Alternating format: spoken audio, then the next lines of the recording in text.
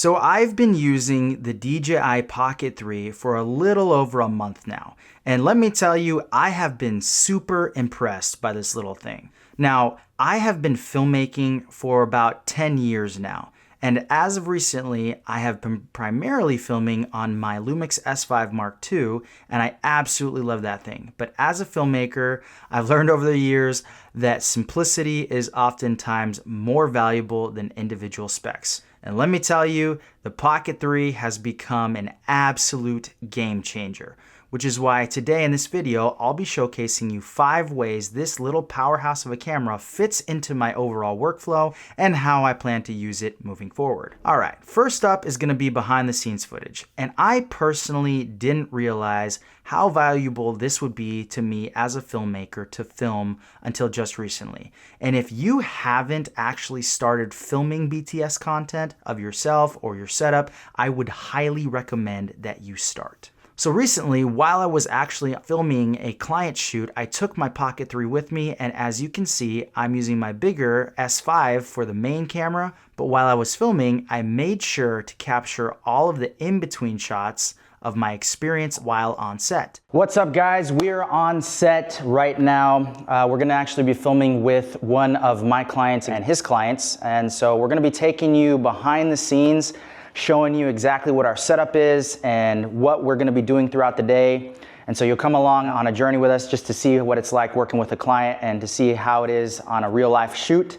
Now, why I love using the DJI Pocket 3 for behind the scenes content is because of how portable it is and how compact it is. It allows me to capture the in-between moments without skipping a beat. Next up would be as a YouTube content creation camera. Now, normally for these type of talking head YouTube videos, I bust out my Lumix S5 Mark II. But one drawback that I have is when I have to take it on the road for client shoots, it becomes a pain to have to break down and set up again and again.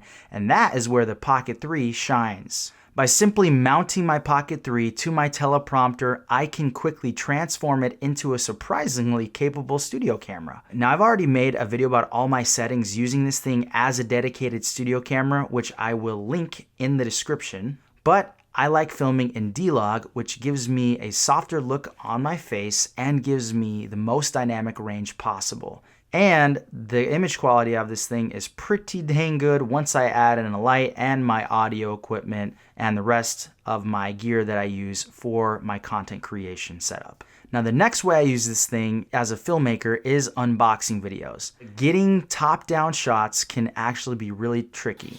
Well, not anymore. The Pocket 3's lightweight design and the tilting screen make it perfect for capturing clean overhead unboxing reveals. The next way that I use it is as a POV shot for review videos and for social media. And here is a recent POV shot I captured reviewing one of the products that I love, which is the Hot Logic Mini. Now, I will be making a further review on the Hot Logic Mini, but basically this thing is like a mini portable microwave, and I absolutely love it. It is a filmmaker's dream. I take my Pocket 3, I mount it using my Ulanzi neck mount, which helps me capture that organic downward angle. And with the Pocket 3's stabilization, it keeps all that movement looking buttery smooth. Now, one way I love using the Pocket 3 is just to capture amazing time lapses. I love setting it down and setting the motion capture, and then I simply just set it and forget it, and it does the rest for me, and it creates an absolute stunning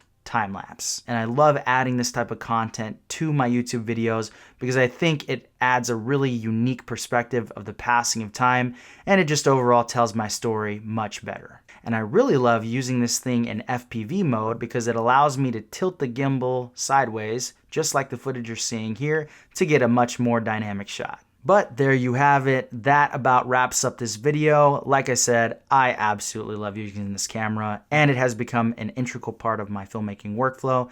So if you're on the fence of whether or not you should buy one, I would highly recommend that you do so.